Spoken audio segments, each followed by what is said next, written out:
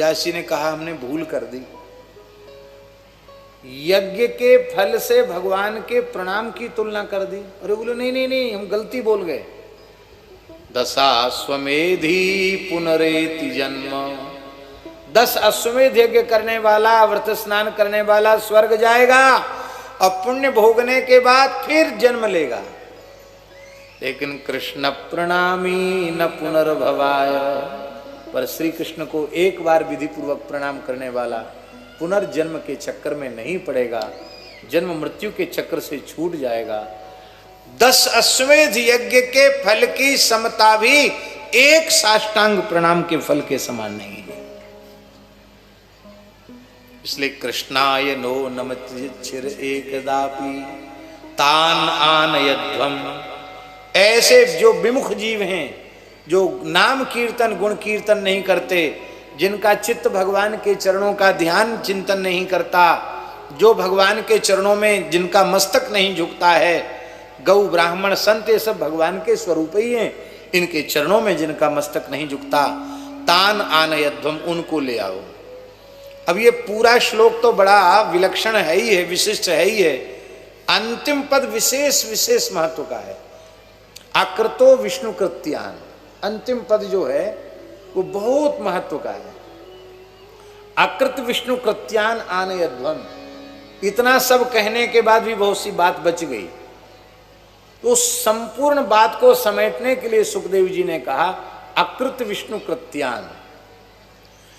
धर्म प्राण भारतवर्ष की धरती पर मानव शरीर प्राप्त करने के बाद भी जो भगवत शरणागति से विमुख हैं, वैष्णव धर्म से विमुख हैं, जिनके मस्तक पर तिलक नहीं है, कंठ में तुलसी नहीं है, मुख में भगवान नाम नहीं है, श्री रामनवमी, एकादशी, जन्माष्टमी आदि के पवित्र व्रतों का अनुष्ठान जो नहीं करते, ऐसे लोगों को घसीट घसीट करके ले आओ।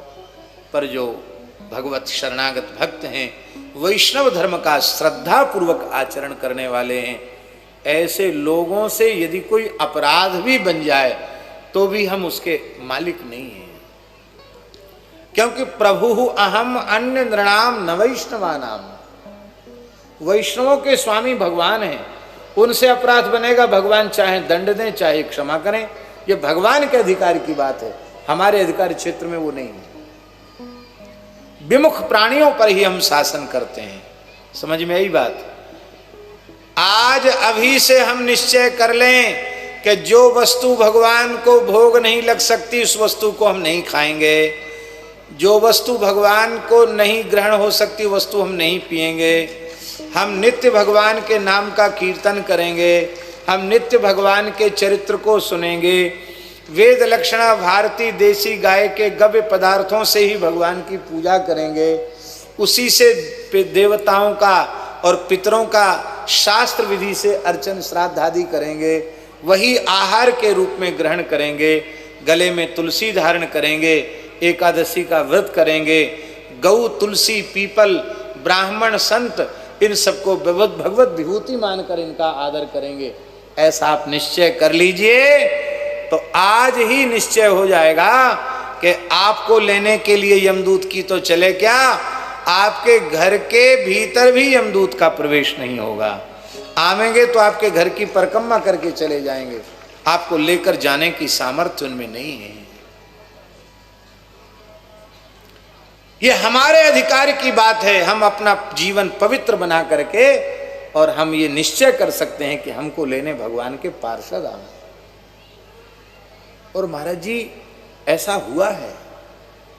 आपको बहुत पुरानी बात हम नहीं बता रहे, हमारे वृंदावन में एक महात्मा थे, आपको स्मरण में होगा, श्री रघुनाथ आश्रम वाले महाराज जी, रंग मंदिर की जो बगीची है, रंगनाथ जी की बगीची, उसके सामने कात्यायनी मंदिर के पहले जो विशाल आश्रम है, मैदान के सामने दिखाई पड़ता, प्राय इस समय बंद रहता है वो आश्रम। उस आश्रम के मूल प्रतिष्ठापक थे रामानुज संप्रदाय के श्री स्वामी रघुनाथाचार्य जी महाराज।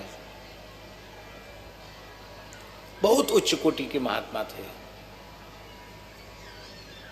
परम वैष्णव थे, भक्त हृदय थे और संस्कृत के बड़े विद्वान थे। रंग जी की सवारी जब निकलती थी ब्रह्मोत्सव में तो अपने पैर में घुंघरू बांध करके संस्कृत के स्तोत्र गा करके नाचते हुए चलते थे, गीत गोविंद गा गा करके नाचते थे। वो ये परवाह नहीं करते थे कि मैं भागवत का वक्ता हूँ, विद्वान हूँ, लोग क्या कहेंगे मुझे नाचते हुए देख करके। ऐसे प्रेमी महात्मा थे, बड़े प्रभावशाली थे। पद्मासन से बैठकर कथा कहते थे वो। और ऐसे विचित्र महाराज थे कि हमने उनके बारे में ऐसा सुना है कि एक आसन से पहले पाठ करते मूल भागवत जी का, और फिर आसन नहीं खोलते, फिर वहीं पाठ पूरा हुआ कि वहीं से कथा शुरू कर देते। 10 घंटे बाद आसन खोलते थे महाराज जी को अपना, पद्मासन से बैठ के 10 घंटे बाद उठना सीधे आसन से। बहुत अच्छी बात। गुरु पूर्णिमा का उत्सव रघुनाथ आश्रम में चल रहा था और एक समय आते ही उन्होंने कहा हटो हटो हटो बैठो सब, नारायण नारायण नारायण, हटो, सबको हटा दिया। क्यों? अरे देखो गरुड़ जी आ गए,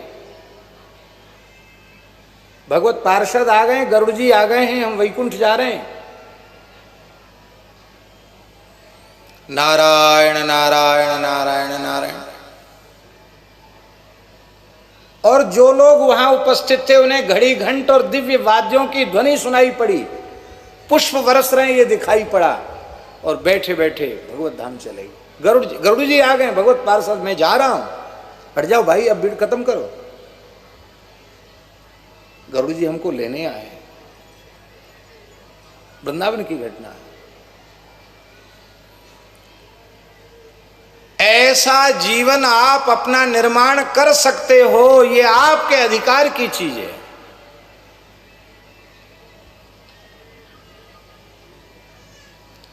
और बस ईमानदारी से भगवत शरणागत हो जाओ।